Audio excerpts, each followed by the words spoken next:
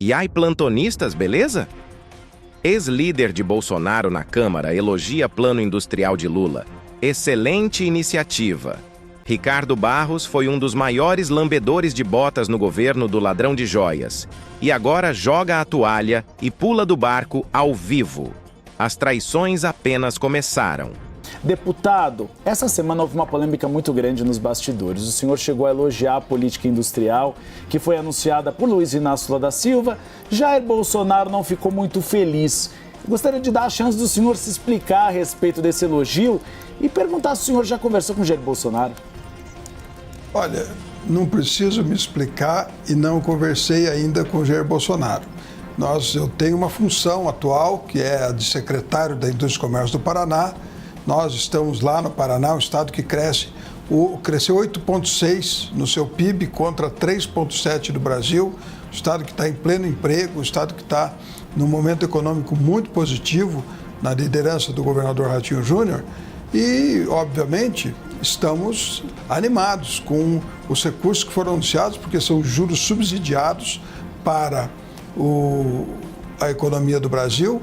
Os recursos também são para redução de emissão de carbono, para aumento na participação do álcool, do etanol na gasolina e também do biodiesel, o que gera grande movimentação econômica. E o Paraná é um estado fortemente agrícola também, é o segundo polo automotivo do país, mas fortemente agrícola, e a notícia é positiva. Eu não tinha como deixar de reconhecer que o esforço do governo em contribuir para a aceleração do processo econômico fosse adequada. Então, eu fiz o elogio com absoluta tranquilidade em função da atividade que ocupo agora de secretário de Indústria e Comércio do Paraná, e eu espero que este pacote de medidas realmente faça efeito e nos ajude a atrair cada vez mais investimentos para o Brasil e para o nosso estado do Paraná.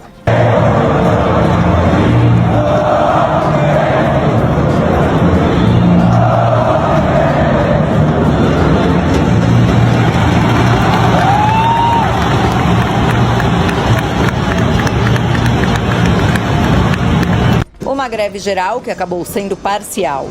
Boa parte do comércio na capital argentina abriu, apesar da convocação da principal união sindical do país, a Central Geral do Trabalho, de paralisação contra o mega decreto de Milei.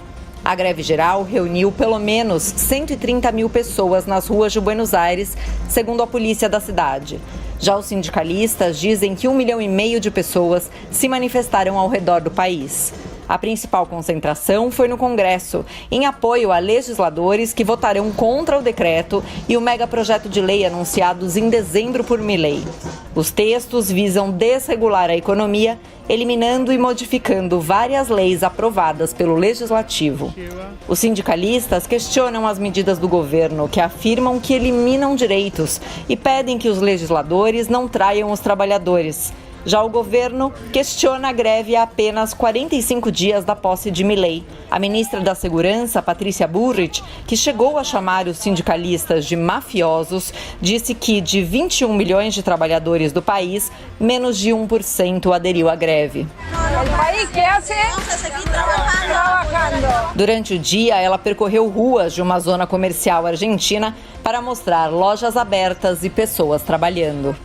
Mas a convocação gerou dor de cabeça. Serviços de correio, bancários e de coleta de lixo foram interrompidos. O transporte público funcionou só até 7 da noite. A greve praticamente paralisou o setor aeroportuário. Aqui no Aeroparque Jorge Newbery, aeroporto da capital argentina, nenhum voo decolou ou pousou. Somente aqui, 308 voos que chegariam ou partiriam acabaram afetados. Considerando todos os aeroportos, dezenas de voos com o Brasil foram cancelados. O projeto de lei questionado pelos trabalhadores deve ser votado nos próximos dias. O decreto do governo que desregula a economia está em vigor, mas ainda pode ser barrado pelo Legislativo. No último domingo, eu publiquei um vídeo mostrando que o Magno Malta mentiu quando disse que pagou R$80 num quilo de arroz, uma garrafa de coca e uma garrafa de óleo. Aí esse cara disse que o Magno Malta se referia a um pacote de 5 quilos e não de 1, o que não é verdade. Podem ver aqui na imagem, ó, vou até ampliar ela, para vocês verem que realmente, na postagem do Magno Malta, o pacote que ele está mostrando é de 1 quilo e não de 5. Aí essa pessoa está perguntando se é azeite ou óleo. Sim, no vídeo eu falei a palavra azeite várias vezes, porque em Curitiba a gente chama o óleo de azeite como se fosse a mesma coisa. É óbvio que eu não estava me referindo ao azeite de oliva, que é mais caro. No vídeo eu mostro, inclusive, várias garrafas de óleo. Aí um monte de bolsominion, para tentar passar pano para o Magno Malta, considerou o valor do azeite de oliva, que dá mais de R$50, um pacote de 5 quilos de arroz e a garrafa de Coca-Cola. Aí para tentar dizer que chegava aos R$80. Gente, vocês não passam de uma piada, viu? Viravolta no caso Marielle Franco. Quem executou a Marielle Franco e o Anderson Gomes? O Rony Lessa, que inclusive está preso. E quem que o Rony Lessa denunciou, delatou como mandante do crime? O conselheiro do Tribunal de Contas do Estado do Rio de Janeiro, Domingos Brazão. Mas por que um petista mandou executar a Marielle Franco? Domingos Brazão foi vereador pelo PL, foi deputado pelo PTB, tentou a prefeitura do Rio de Janeiro pelo PTB e ele se reelegeu como deputado pelo MDB. Mas ele não apareceu usando uma camisa da Dilma ao lado do Eduardo Cunha? Sim, os dois apareceram com a camisa da Dilma, apoiando a Dilma, porque o vice da Dilma era o Michel Temer, do MDB. Segundo a matéria publicada no site do Intercept, o objetivo do Brazão era dar cabo na vida do Freixo. Só que como o Freixo anda com escolta, não ia ser possível. Então ele mandou o recado executando a Marielle, que foi assessora parlamentar do Freixo durante muitos anos. Mas por que esse impasse político entre o Brazão e o Freixo? Porque em 2008 o Freixo presidiu a CPI que investigou as milícias do Rio de Janeiro e o nome do Brazão e do Chiquinho apareceram nas investigações, por mais que eles não tenham sido presos na ocasião. Em 2015, quando o Brazão foi indicado para o TCE do Rio de Janeiro, o Freixo tentou barrar essa indicação. Em 2017, o Domingos Brazão foi preso na Operação Cadeia Velha, mas depois foi solto. Essa operação investigava políticos do MDB no esquema de corrupção em relação ao setor de transporte público no Rio de Janeiro. O Rony Lessa está delatando o Domingos Brazão como mandante do crime, mas em 2019 a Raquel Dodge já tinha falado sobre isso. 18 de setembro de 2019 é o país. Em seus minutos finais como Procuradora-Geral da República, Raquel Dodge tentou alterar o rumo das investigações sobre a execução da vereadora Marielle Franco, do PSOL, e de seu motorista Anderson Gomes, ocorridos há 1 ano e 6 meses, lá em 2019, tá?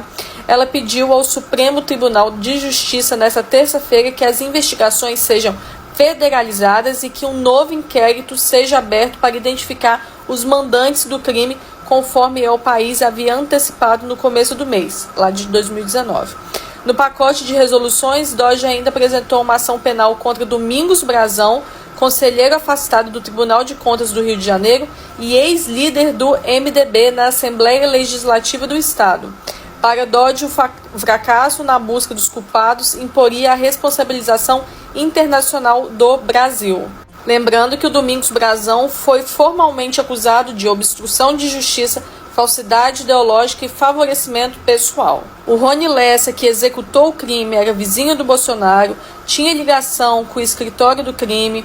Domingos Brazão, seu irmão, eles apoiaram as campanhas bolsonaristas lá no Rio de Janeiro, envolvidos com milícia. Então, quando alguém pega uma foto do Eduardo Cunha e do Brazão com uma camisa da Dilma para falar que eles eram petistas, então foi o PT que foi o mandante do crime contra a Marielle Franco, e isso é uma cortina de fumaça, e isso é uma fake news. Porque o Eduardo Cunha era presidente da Câmara que aceitou o processo para impeachment a presidenta Dilma. Eles estavam apoiando o Temer, que era vice da Dilma. Eles não eram petistas, nem estavam apoiando o PT, não. Domingos Brazão, inclusive, vereador pelo PL, deputado pelo PTB, tentou concorrer à prefeitura do Rio de Janeiro pelo PTB e ele conseguiu se reeleger como deputado pelo MDB. Eles não eram petistas. Isso é uma mentira do Nicolas Ferreira.